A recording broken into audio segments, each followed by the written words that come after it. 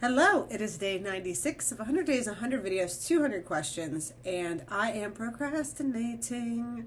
I should be working on some emails for a client, and I have been working on them, but I needed a little bit of a creative break. So here I am filming this video. Maybe I'll film the next one too. I'm getting so close to the end that I kind of just want to rapid fire knock them all out and then figure out what I'm going to do next, but kind of trying to delay. Not because I'm sad that it's ending, but because I feel like that's going to put too much pressure on me for the next step. I also have a little pink in my hair. I don't know if you can see it. Oh, now I'm making all my bangs fall. My kids and I are messing with that, put in once and it'll wash out hair dye. And I wanted to see if it would show up on mine, and it does where it's highlighted, but not where it's natural. All right.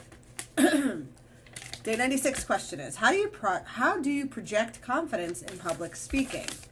Well,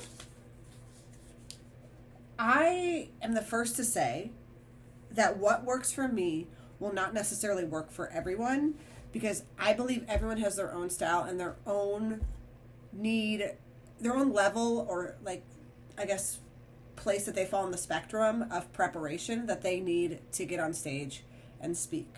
So for me, I need to be at a place where I am super comfortable with the content that I'm speaking about, but I don't want to memorize a script. There are some people who are on the far end of the spectrum that need to have absolutely nothing, need to be okay, what's my topic I'm talking on? Let's go. I'm going to do it. And there are some people who need a script and be able to follow that to a T, every word, every inflection already memorized. So I think to be confident on stage, step one is to figure out where you fall within that spectrum. And the only way to truly figure it out is to do it.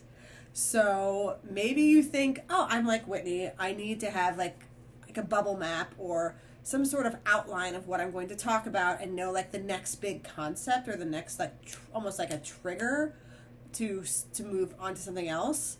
So I'm going to try that, and you could try it. And honestly, it might bomb.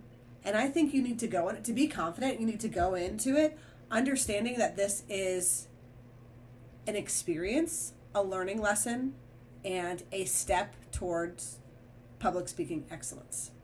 And then the next one, you'll say, okay, I felt like I had too much information to remember in my brain. It was throwing me off. So I'm going to move myself down the spectrum towards very little preparation. Know my stuff, but don't try and force the way it should come out. Don't try and force those wow moments.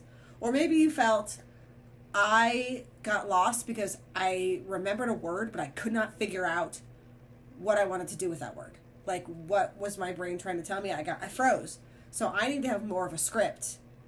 That way it'll keep my momentum up and keep me moving forward. So, and then you do it again, and you do it again. And the more you do it, the more you're going to figure out where you fall on the spectrum. You're going to figure out how you feel comfortable on stage. The more you're going to figure out that people are not going to throw tomatoes at you. Unless you're in some sort of special art installation where they throw tomatoes at you. I don't know. I don't know your life. But to the too long didn't read version of that is you got to practice, try some stuff, and figure out what works for you. That's how you're going to grow the confidence. It's not going to start. You're going to start out being completely terrified, as everyone else did as well. So every speaker if you go to a conference, every speaker up there once had a first time that they got up and spoke and they were terrified. So don't feel are somehow different or less than. Everybody starts at the same place. All right, let me find my book. Oh, it's right here. We are on day 96. Knowing you had a 50% chance of winning and would be paid 10 times the amount of your bet if you won, what fraction of what you now own would you be willing to wager? 50% chance is honestly not that good for me. I think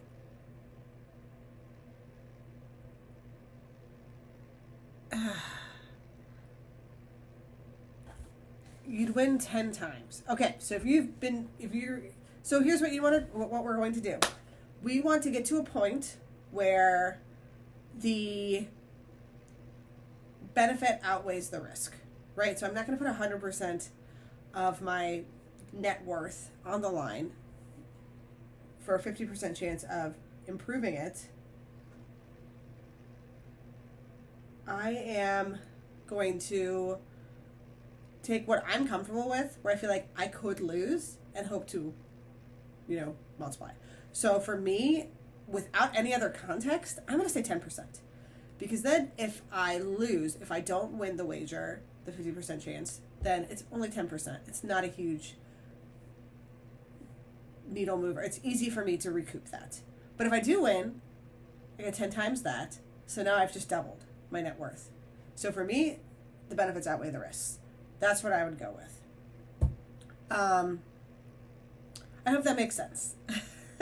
Okay, this has been day 96 of 100 days, 100 videos, 200 questions. We have 4 days left, and I'm so excited. Thank you so much for watching, and I will see you tomorrow.